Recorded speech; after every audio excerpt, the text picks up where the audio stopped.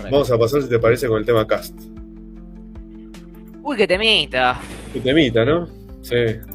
A El ver, tema Cast. Lucas, ¿qué pasó con Cast en Chile? A ver, Bueno, contanos un poco.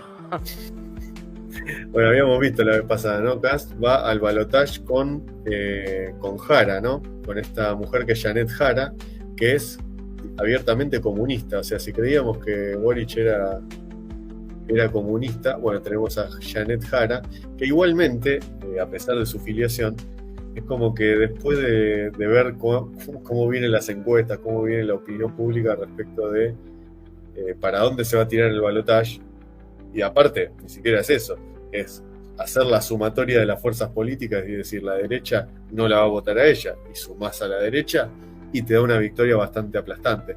Entonces, la tipa dijo, bueno, yo si yo voy a ser presidente me desafilio, ¿viste? Ya empezó, ¿viste? Digamos, ¿cómo se le dice? A mendigar o Sí, a derechizarse, a irse más al centro, como para Sí. decir. Sí, Difícil. muy Pero bueno, difícil. estamos hablando de una victoria aplastante de la derecha, Lucas. Sí. Y yo diría que es muy difícil que la dé vuelta la fuerza, digamos, que está más cerca del gobierno. Porque la imagen de Boric ya desde el 2022, a ver, él asume en el 22. En el 23 ya era mala. Es decir, lo único que tiene, si querés, entre comillas, de bueno su gobierno, es que no ha dinamitado las instituciones que podríamos considerar que mantienen la estabilidad y el orden de alguna manera. Que trató. Intentó, Sí. lo intentó. No pudo. No es que no quiso, no pudo. Claro, no pudo. Y eso después le valió también la deserción de un montón de funcionarios que querían meter quinta a fondo, y el tipo dijo, no, yo quiero terminar mi mandato.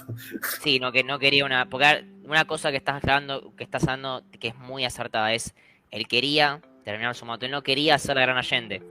Porque es algo que es muy cierto. Hay una teoría que se maneja mucho en lo que es la ciencia política moderna, que es la teoría de los 3 tercios en Chile. Me imagino que la habrás escuchado muchas veces, sí, que es Chile se basa en 3 tercios. La derecha, la izquierda y el centro, que es el pegamento que sostiene el extremismo de ambas partes. Que, bueno, históricamente creo que el centro siempre ha sido la democracia cristiana, tengo entendido. No, en realidad el Sí. centro, bueno, es que en realidad en la historia de Chile hubo varios momentos, hubo varios cambios del sistema de partidos. Entonces vos tenés que en la primera parte, desde 1822 o 26, entre el 22 y el 26 se fundan los primeros partidos de Chile, donde vos tenías Partido Conservador, Partido Liberal y Partido Radical. El Partido Radical, que podríamos decir que estaba más a la izquierda, porque planteaba digamos, ¿cómo se llama? ¿Cómo se dice? Este clivaje entre Estado e Iglesia. Bueno, con el tiempo, con la creación de los partidos comunistas, socialistas, la ampliación del espectro electoral, terminó en el centro. Terminó siendo el partido de centro, con lo cual se creaba un sistema centrípeto que tendía a que los distintos partidos se pelearan por moderarse para obtener el favor de ese partido que logró una cierta mayoría. Pero ahí tenemos un tema, que es que en la teoría de 3 tercios, en el momento que la polarización y radicalización política chilena se hacía más fuerte y el pegamento de centro tendía a desintegrarse, en el momento que el pegamento de centro perdía ese poder, o sea que perdía el poder parlamentario, el poder de representatividad chilena, claramente tendías a una polarización fuerte que era un termómetro político en Chile, que básicamente es qué tan cerca Chile está de un golpe de Estado. Exactamente. Es el famoso qué tan cerca Chile está de un golpe de Estado. Era eso, es el momento, o sea, mientras más se desintegrase el partido de centro, más cerca Chile estaba de un golpe de Estado y una reinterrupción institucional para el reset de su sistema político. Básicamente ellos tenían un reset orgánico del sistema político, que era el golpe de Estado, que resetaba el sistema y lo volvía a poner a un pegamento, o sea, a un modelo centrista, que después se iba de vuelta polarizando para resetearse otra vez. Entonces, ¿qué es lo que se decía mucho con Boric? Que este iba a ser el nuevo Allende, el tipo que terminara de desintegrar los movimientos de centro, a lo que fueron Bachelet, a lo que furon Piñera, y terminaba reventando y generando una interrupción democrática de su sistema, lo cual todo el mundo dice es una locura, siglo XXI. En Chile no es tan locura. No es tan locura por cómo es su ADN como país. No sé si querés contarnos, Lucas, un poco. Bueno, justamente. Después, vos pensás que fue como una especie de... si recordarás la época, uno que estudia historia, recuerda la época de lo que es Ibáñez, ¿no? El general Ibáñez, que era tan afín, por ejemplo, a Perón acá y a Getúlio Vargas en Brasil. Fijémonos que ese tipo de liderazgo fue como una especie de excepción en Chile, porque era un liderazgo que se salía del modelo chileno de partidos. El modelo chileno de partidos, yo ya lo comenté la otra vez, pero lo repito porque el público se renueva, es un modelo totalmente europeizado, o sea, es quizá el único modelo de Latinoamérica, el único país de Latinoamérica que tiene un modelo a imagen y semejanza de Europa, con los clivajes típicos europeos, de clase, de campo, ciudad, capital, trabajo, de centro-periferia, de iglesia, estado. O sea, todos los partidos de Chile se fueron fundando en los típicos clivajes europeos. Y lo interesante de esto es que justamente con ciertas crisis políticas que hubo, la segunda parte del siglo XX, vos tenés que en Chile empezó a operar con más fuerza este modelo de centro, como bien decías, ¿no? Como pegamento y la teoría de los 3/3. El tema es que, claro, la democracia cristiana pasó a formar ese centro en su momento, y claro, el partido radical se volvió a radicalizar, y en el momento en que la tensión política fue tan grande, la democracia cristiana termina tomando un giro más para la derecha, sin ser extremo, pero terminó como posicionándose en ese lado de las dos partes. Entonces, sí, estamos de acuerdo. Y digo, viendo la situación que tiene cómo se maneja el tema de la actualidad de Chile, cualquiera podría pensar que este momento era exactamente igual. Que vos tenías un partido republicano totalmente radicalizado hacia la derecha y un partido, o sea, y los partidos de izquierda partidos totalmente comunistas, lo cual hubiese llevado, o sea, donde básicamente ya no es que se discutía sobre pequeñas nimiedades como se discutía en la época de Piñera Bachelet, que era macroeconomía con microeconomía. Ahora se definía el alma de Chile, se definía la Constitución Nacional, donde básicamente la derecha quería sostener a ultranza la Constitución pinochetista, sí, y el Partido Comunista quería destruirla y generar una Constitución que, no sé si vos en algún momento llegaste a leer algunos artículos de la Constitución, Galmán, era un chiste, pero mamá de Dios, qué hijo que era eso. Pero parecía más una psyop que otra cosa, o sea, cuando vos ves algo tan bizarro, en algún punto decís, esto es una psyop, o sea, esto no puede ser real. No puede ser real. No puede ser real sin que sea una operación, sí. Pero bueno, entonces ahora lo que decimos es, bueno, claramente tenemos dos tipos radicalizados, pero que claramente la mayor parte de Chile sostiene a la derecha, ¿no? Claro. Y tenemos a José Antonio Kast. José Antonio Kast, un tipo interesante, un tipo que cobró relevancia por allá por los años 2017, 2018, que muy amigo de Agustín Laje, muy amigo de lo que era la derecha medio niche, medio snob argentina, que básicamente era la derecha académica, letrada, que se sentaba en el café y daba conferencias, y él se metió en eso un poco. José Antonio Kast, una persona que abiertamente sostiene el régimen de Pinochet, que sostiene las glorias económicas y las glorias hasta cierto punto institucionales del régimen de Pinochet, algo que no está mal visto en Chile, porque en Chile por lo menos Pinochet guarda un 45% de apoyo en la población generalizada, por lo menos. Hasta el día de hoy se le sigue diciendo el Tata Pinocho. Entonces, de vuelta, tenemos un tipo que tiene esta posición que fue de a poco, durante 2018, cuando hizo su primera campaña, hasta el día de hoy, armando su base política, donde siempre fue una persona muy de afuera, muy de la periferia política chilena, que claramente no entraba dentro del mundillo, del círculo, pero que hoy sí cobró la relevancia y hoy está tomando el centro y va a ser claramente presidente de la nación en Chile. Es un tema, ¿no? Porque claramente está ideológicamente alineado con Milei. No me acuerdo, él habló bien, está feliz, se dieron una foto, abrazo, amigo, que yo. Sí. Pero, geopolíticamente. Bueno, geopolíticamente tenemos un problema.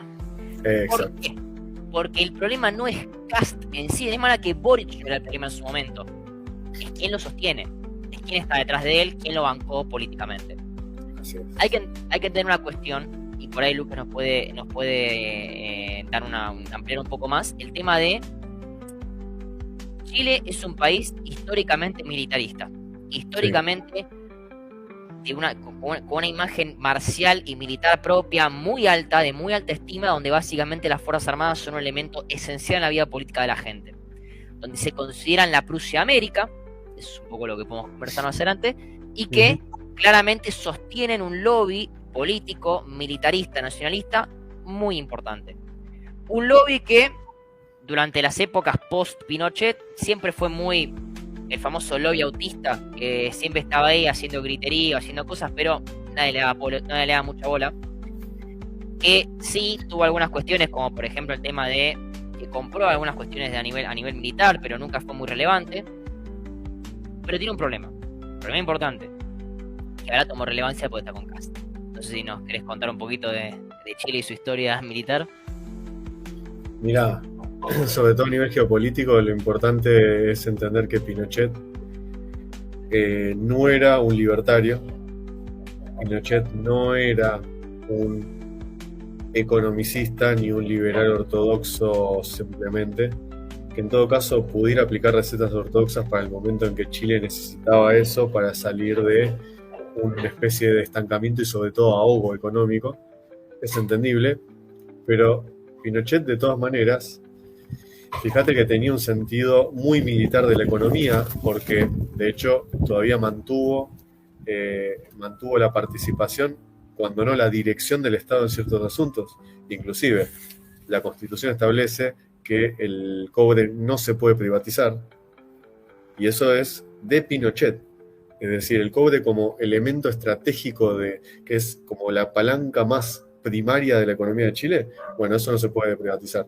Por otro lado, uno, cursando la materia geopolítica, se encuentra con el texto digital de lo que era la concepción geopolítica de Pinochet, y era muy alemán. Ahí viene mucho lo que vos mencionás de la Prusia de Latinoamérica. Y eso también tiene que ver con que no es solamente del ámbito militar, porque te encontrás con un país como Chile que es tremendamente verticalista en lo social. No es un país que es verticalista en lo militar, en lo político, pero en lo social está aparte, como Argentina. Que Argentina pudo en su momento tener una fuerza militar importante, tener un aparato militar vertical, tener inclusive una fuerza política verticalista, pero al mismo tiempo una sociedad que tiende a converger en las clases sociales. Bueno, en Chile no, en Chile es todo vertical. Y hasta la consideración que tiene la población civil sobre las personas de más o menos recursos, bueno, esto también forma parte de ese ADN chileno. Entonces, hablar de cuál es la concepción geopolítica tiene que ver también con cómo es la concepción de la sociedad chilena. Correcto. Y bueno, también quiero agregar una cuestión. Chile es un país que geopolíticamente considera que todo vecino es un potencial enemigo. Chile sí. no desarrolla política diplomática casi. Tal es así que a día de hoy Chile tiene una desventaja enorme con sus principales vecinos, particularmente con Argentina, en lo que es su clase diplomática o lo que es su desarrollo diplomático, desarrollo de relaciones internacionales. Cuando Argentina siempre ha sido y sigue siendo referente en lo que es la diplomacia y las relaciones internacionales a nivel global, Chile nunca lo ha desarrollado, y no solamente eso, sino que ha generado bastantes humillaciones y se ha pegado bastantes palos se ha dado varias veces contra el muro a nivel diplomático, particularmente con algo que vamos a mencionar que es muy importante, que nos va a afectar ahora con esto de Kast. Ahora, eso hace que Chile, al considerar cualquier país potencial enemigo como tal, genera una idea de que ellos tienen que mantenerse unidos y manejar esta idea de la Prusia de Latinoamérica, que es un país pequeño pero muy fuerte militarmente, que se va a enfrentar y va a sobrevivir contra las amenazas de otros países que nunca los invadieron, otros países que nunca tuvieron una actitud hostil contra ellos sin provocación previa, y países que solamente se han sostenido bajo procesos de cordialidad y competencia regional como tal, común, particularmente Argentina, Perú y Bolivia. Entonces, teniendo esa situación ahí, tenemos que ver, es un país diplomáticamente aislado e inmaduro, con una clase política totalmente verticalista que la maneja el 1%, con una visión geopolítica casi autista, donde básicamente ellos se consideran como son enemigos de todo el mundo cuando realmente el resto del mundo lo único que quiere es cooperar con ellos. Es particularmente, que quizá ahí ellos son el ejemplo de lo que algunos geopolitólogos de otro momento hablaban del excepcionalismo de los países en Latinoamérica. O sea, todos los países de Latinoamérica, por sus instituciones militares más o menos comunes, han tenido esta actitud de excepcionalismo dentro de sus regiones, y quizás Chile es el que nunca se sacó eso de encima, porque Brasil, por ejemplo, ha tenido por supuesto esa actitud también, como la hemos tenido nosotros con ciertos liderazgos, ciertos momentos de nuestra historia, pero Brasil, por ejemplo, desde que volvió a la democracia en el 85, los militares hicieron una constitución que es la única o la primer constitución que se dice sudamericana, es decir, que inserta al país en el contexto que geográficamente está ubicado. Entonces, vos te das cuenta que el único que como que no pudo dar vuelta a la página, ni para mal, ni para peor, ni para mejor, fue Chile, que sigue manteniendo como esa postura vieja. De competencia regional, cuando el resto de la región entró en un proceso de integración muy importante. Sí. Para mejor, para peor, como dijiste vos, obviamente yo creo que para Argentina la integración le ha ido bastante mal, y es algo que claramente debe reformularse con Milei. Creo que los pasos hacia este tratado de comercial con Estados Unidos han sido unos buenos primeros pasos, pero ha sido bueno. Yo creo que el paso ideal sería salir del Mercosur, pero bueno, eso es un tema totalmente aparte para el futuro. Pero creo que Chile quedó en esa situación, y por eso es el único país que nunca ha estado metido en ningún tratado, en ninguna cuestión con el resto, ni ha mantenido. Entonces, en ese sentido tenemos un país muy peligroso, muy volátil, que últimamente, o sea, que desde la época de Pinochet hasta ahora, o sea, desde el final de Pinochet hasta ahora, se ha mantenido muy al margen por el mismo constreñimiento de sus instituciones. Ahora, vos tenés un tipo como Kast que ha sostenido los reclamos en el elemento más importante, en el eje de su política, los reclamos históricos de Chile. Claro. La Antártida, el punto F, la Patagonia, y lo que es el control del pasaje del Drake, control del sur, del Atlántico, donde está donde está todo lo que es el pase del Atlántico al Pacífico. Entonces, ¿eso qué nos afecta a nosotros, Argentina? Bueno, acá nos afecta bastante. ¿Por qué? Porque Argentina se le ha dado mucho, se le ha dado un changüí, vamos a darle así, vamos a hablar bien bruto, se le ha dado un changüí muy importante. O sea, se le ha perdonado mucho su desarme militar, su apatía a nivel de defensa, y su desarrollo casi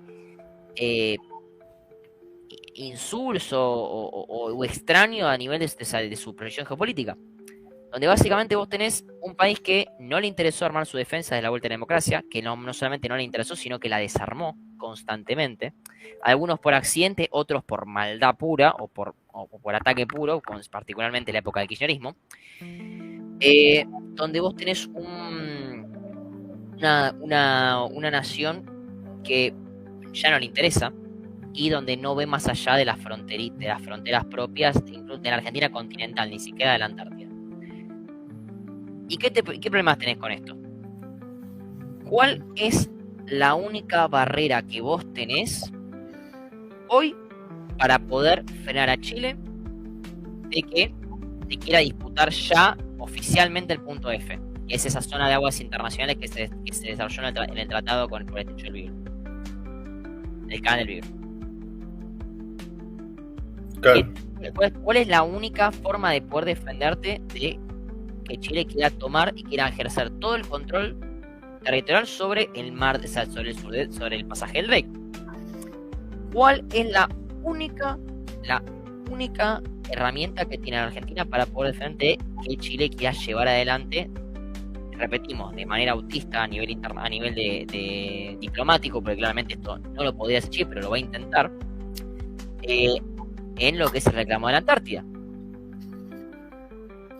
La Armada Argentina, su Marina de Guerra. Y bueno, claro, eso fue de hecho el principio de cómo la Argentina le puso un paño frío a Chile ya en la época de Roca, precisamente a partir de la Armada, cuando atravesó el estrecho de Magallanes, ¿no? Correcto. Entonces, ya teniendo ese problema, yo te pregunto, ¿Argentina tiene hoy para poder hacerle frente? Y yo te digo, hoy no tiene. No tiene para nada. ¿Por qué no tiene? Porque hubo un desarme sostenido, y acá es cuando yo voy a ir a la crítica directamente de todo lo que es la clase política argentina. No voy a hablar de este gobierno, porque este gobierno no es el problema, porque este recibió hace 2 años el gobierno. Te voy a hablar del anterior, y por lo menos de todo el siglo XXI. Y podría remontarme hasta incluso los años 90 y 80 si me quiero meter con Alfonsín y con Menem. No, totalmente de acuerdo.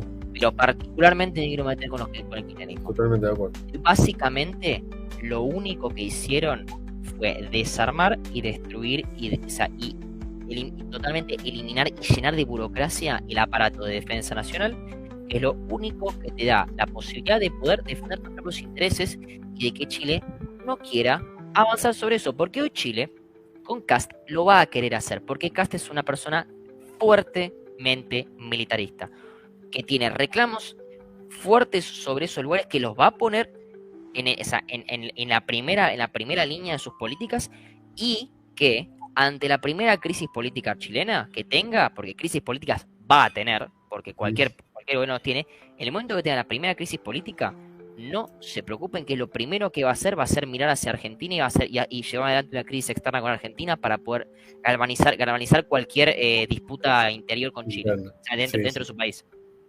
Eso es de manual, porque lo ha hecho Chile y lo va a hacer. Entonces, ¿qué es lo único que vos podés hacer para frenar eso? El aparato de defensa nacional, que hoy no tenés. Y si yo lo quisiese es armar de vuelta, si el gobierno de Milei se avivase y dije, se lo quiero armar, ya es tarde, porque, a ver, vos necesitas, por lo menos, para reconstruir todo lo que es el aparato de la Armada Argentina, que es prácticamente eso, porque bueno, la Fuerza Aérea y el Ejército pueden hacer algo, pero no pueden operar dentro de lo que es el teatro de operaciones más importante con Chile, que es el teatro marítimo. Vos necesitas 10.000, 15.000 millones de dólares. 10.000 a 15.000 millones de dólares necesitas para rearmarlo completo, porque lo tenés que ya no lo puedes hacer de aparte, lo tenés que armar completo. No lo puedes modernizar. Claro, porque si no perdés tiempo. Pero no puedes modernizar ni reestructurar ni nada, lo tenés que armar completo. Y esto es solamente su capacidad operativa. Yo no estoy hablando de componente logístico, no estoy hablando de las estructuras fijas, como las bases navales, como ese tipo de cuestiones, como la base naval. No estoy hablando de eso, estoy hablando de el componente de buques. Y estamos hablando de recomponer la flota de submarinos, recomponer la flota de destructores, recomponer la flota de corbetas, recomponer y comprar un nuevo buque logístico, o sea, reconstruir básicamente poner a punto el Patón y poder colocar otro buque logístico, recuperar todo lo que es la aviación de exploración, que esto el gobierno lo está haciendo con el tema de los P3, lo está haciendo, lo cual está bien. Recuperar la aviación de caza y ataque, recuperar lo que es todo lo que es un buque de asalto anfibio, o un buque por helicóptero de asalto anfibio que tenga la capacidad de proyectarte y poder llegar al otro lado, y recuperar todo lo que es la infantería marina, que es contratar por lo menos recuperar un montón de gente, porque la gente ya no solo necesitas equipamiento, sino gente que no tenés, y igualmente comprar equipamiento. Entonces todo eso te estamos hablando de por lo menos 10.000, 15 millones de dólares, cuando las reservas netas argentinas hoy en día son de 40. Claro. Che, el kirchnerismo tenía 100, no tenía 40, tenía 100, lo podría haber hecho, no lo hizo. Por eso el problema es ahí. Entonces, eso ahora vos estás a la buena de Dios. Hoy estás a la deriva y a la buena de Dios de que te diga, no me interesa. Y eso está mal, porque si a Chile le interesa, Argentina tiene que tener una capacidad de respuesta, y no tiene. Entonces eso es grave. Sí, la verdad que es grave y yo comparto esa crítica feroz contra toda la clase política argentina desde la vuelta de la democracia, inclusive hasta ahora, porque ahí, como diría un economista que yo he citado un par de veces, tenemos políticos que son directamente interventores. Se comportan como interventores del país, no tienen absolutamente nada que ver con la realidad de la gente, del ciudadano de pie, y mucho menos con sus intereses, ni cómo hacer para administrar esos intereses para que se defiendan de forma estratégica. Entonces, la verdad que es criminal. Y sí, por un lado, a ver, es cierto que no es fácil retomar una situación como esta, sobre todo porque algo que charlábamos un poco fuera de aire es, no es lo mismo lo que quiere hacer el Ministerio de Defensa que lo que quiere hacer el Ministerio de Economía. Entonces, en esa tensión, muchas veces tenés, viste, esas pequeñas tensiones dentro de los gobiernos que lamentablemente te ponen en una situación de decir, no, vamos a utilizar siempre las metas fiscales. Sí, está bien, pero... Pero Lucas, también hay un tema, no hay plata. Y Claro, eso es verdad. Y eso ahí es es cuando yo me tengo que poner con el gobierno. No hay plata. Y no hay plata, y no hay plata en serio. Porque no es que, a ver, vos, te repito, necesitas poner 15.000 millones de dólares y no hay. Claro. No hay. O sea, y vos podés sí endeudar, vos te podés endeudar para poder comprarlo. ¿Qué deuda? Si Argentina no puede entrar al mercado internacional de deuda. ¿Qué deuda, por ejemplo? Pues no podés. A ver, vos querés, por ejemplo, te querés endeudar con Italia para comprarle 4 FREM. Comprarle 4 FREM y vas a intentar reconstruir la capacidad. Sí, podés comprarle 4 FREM y reconstruir la capacidad de la flota de mar de la capacidad de destructores. Sí. ¿Con qué plata? Si no no puedes acceder a 3.000 millones. Te interesa poner por lo menos 2.800, 3.000 millones de dólares ahí. ¿Quién te va a prestar eso? No hay. Si Argentina no le quiere prestar plata a nadie. Exacto. Vos querés comprarle los submarinos a Francia, los 3 submarinos, son 2.000, 2.200 millones de dólares. ¿Quién te va a prestar esa plata? Nadie. Vos querés comprar un portahelicópteros, o sea, a Turquía, que está ahora construyendo portaaviones, portahelicópteros, qué sé yo, 5.000 millones de dólares. 5.000 millones de dólares. ¿Quién te va a prestar 5.000 millones de dólares para comprar un portaaviones? Nadie. Porque para eso, o sea, para comprar un portaaviones, para eso el país que te lo hubiera prestado esa plata se lo compraría por su cuenta o Exacto. lo fabricaría en caso de poder fabricarlo. O sea, no tiene ningún sentido. O sea, hoy Argentina está en una posición que es una de las peores, que es nadie te quiere prestar plata, estás económicamente viable, entonces vos lo que sabes la única manera de poder llevar ante negocios, poniéndola al contado. Hay que ponerla al contado. O sea, hay que sacar la plata del banco y ponérsela al contado a alguien para que te cree y te lleve adelante. Y tenés que ponérsela completita. Si tomá, haceme esto. Sí, lamentablemente. Cosa, en el mundo no se llevan así las negociaciones, pero Argentina las tiene que llevar porque venimos de 16 y 14 años de la mierda del kirchnerismo que nos dejó esto. Totalmente. Sí, la verdad que encima evaluando algunas situaciones particulares que no son nada menores, ¿no? Como digamos, toda la influencia de Berbisky y lo que fue la deplorable administración de Nilda Garré, metiendo una funcionaria británica que no tenía ni siquiera un segundo DNI argentino, ni siquiera un DNI trucho argentino, se negó a hacérselo y directamente operaba requisando a toda la plana de las fuerzas en la Argentina. Más cipayo no se consigue. O sea, pero Milei y Cipayo. Anda, jaticha los huevos. Y bueno, pero viste, o sea, si bien, a ver, uno puede cuestionar ciertas acciones o ciertas decisiones que se toman, la verdad es que ellos no le pueden decir nada a nadie. La realidad es que ellos no le pueden decir nada a nadie. No son, por eso también siguen perdiendo las elecciones, porque ¿con qué ejemplo vas a hablar vos para contrariar a un gobierno de una fuerza política nueva? Y a lo único que pueden apelar, ¿sabes qué lo más gracioso? Que lo único que pueden apelar es al creciente antisemitismo o el creciente renacimiento del antisemitismo argentino. Porque dicen, Milei es judío. Es lo único que le pueden decir. Y lo único que le pueden decir, es la gente puede cuestionar que el alineamiento médico de Israel, Académicamente che, sí, a ver, a alguno le gustaría estar mañana con uno o con otro. Ahora, tu única crítica es, ¿él es judío? ¿En Sí, serio? no, Vos que le quisiste, le quisiste entregar el conocimiento, le quisiste devolver, y no sabemos si quiso o lo logró, porque hasta él no se probó. Si se llega a probar puede ser un delito gravísimo y te puede dejar como país paria, que el kirchnerismo le haya dado, le haya devuelto el conocimiento técnico de enriquecimiento de uranio, el conocimiento técnico nuclear a Irán. exacto. Y aparte ¿Cuál es es? un país con el que tenemos directamente conflicto por una causa abierta por terrorismo. Entonces, Y por ahí el kirchnerismo le devolvió el conocimiento técnico de enriquecimiento uranio, que es una que Argentina tiene tratados internacionales firmados para que no, o sea, te puede dejar como un país en incumplimiento de tratados internacionales jodidos, como son los de no exacto. proliferaciones de Tlatelolco. Claro que es fundamental. O sea, vos podés ser todo lo revisionista que quieras de la historia o de la historia reciente, más contemporánea.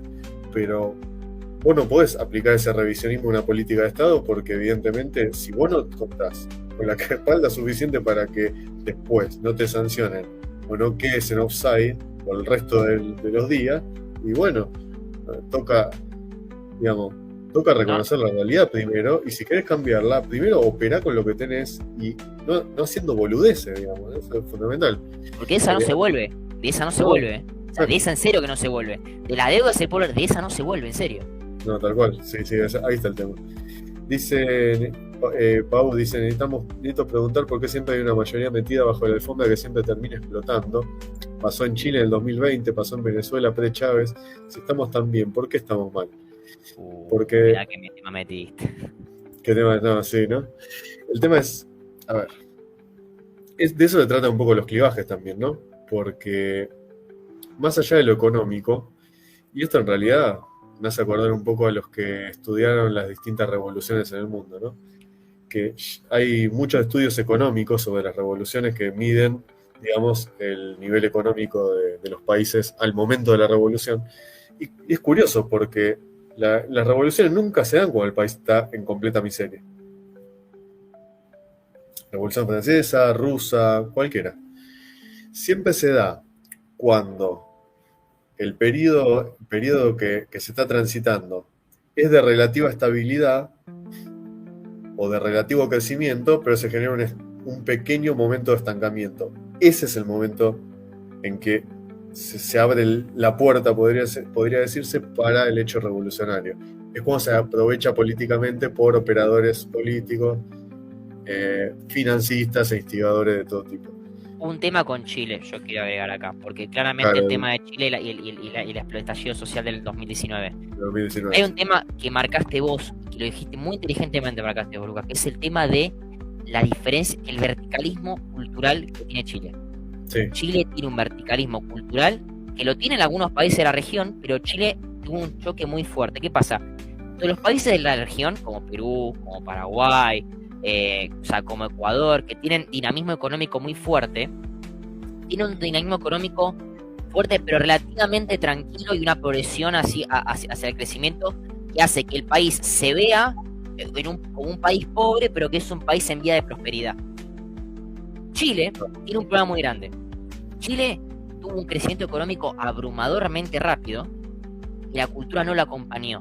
Y entonces vos tenés un sistema democrático que en teoría le tendría que dar representatividad a toda la gente. Con una economía muy, o sea, de mucho crecimiento, que ya sacó muchísima gente de la pobreza y creó un montón de gente y un montón de gente con capitales fuertes en toda la región de Chile, que los sacó de la pobreza y los hizo ser ricos y millonarios y multimillonarios, que como vos bien dijiste, llegan al poder, digamos, que quieren llegar al poder, pero no tienen representatividad.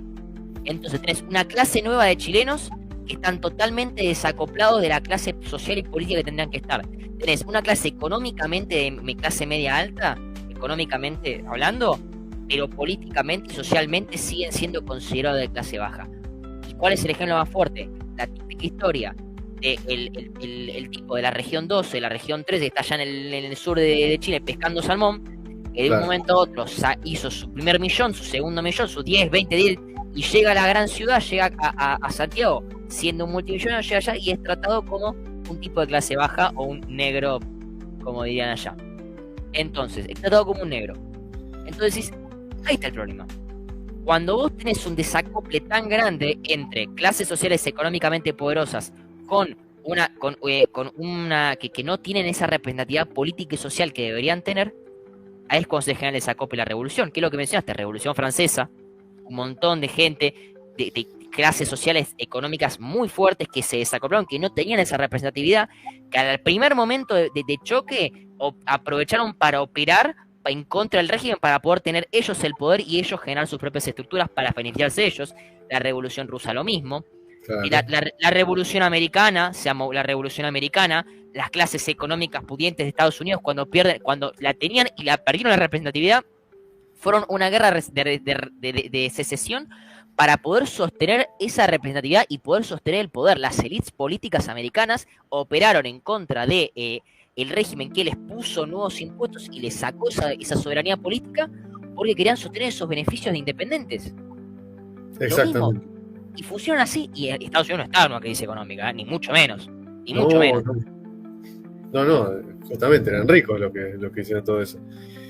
Aprovecho para saludar también a Alan, que se conectó a ejercicios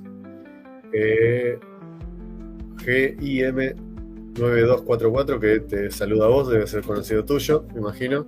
Saludo también a Martín de Viaje, gracias por estar ahí. Acá dice Pau de vuelta, ¿no creen entonces que apostar una Latinoamérica derechizada fue un grave error? ¿No mejor una Latinoamérica izquierda con Argentina como único distinto pujante y aprovechar? No, la verdad que no.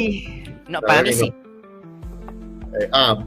Claro, vos decís que sea el único país de derecha potencia que lo tengan todos. Y yo creo que, ¿sabes qué pasa? Argentina sostiene su posición relativa de superioridad con el resto de los países por el capital económico, o sea, por lo que es la acumulación económica, la acumulación de prestigio internacional que generó durante la década conservadora y la década liberal de entre 1860 a 1910, y vive todavía de las miles de esa época. Pero esa época se generó por distintas cuestiones, no solamente porque Argentina creció mucho y Argentina se posicionó como el Estados Unidos de Sudamérica, sino porque el resto de los países estaba estancado en el barro todavía. Sí. Entonces vos no podés, o sea, hoy, no sé si creo que si no puedes separarte con el resto de los países con una dinámica económica virtuosa. Para mí, ¿no? Pero más allá de esa época, ahí yo también meto mi cuestión de personal sobre la historia argentina. Yo creo que fue complementario lo que se hizo en la segunda mitad, porque vos ahí tenés inversiones en lo que fue la carrera nuclear, tenés represas hidroeléctricas, tenés ¿cómo se llama?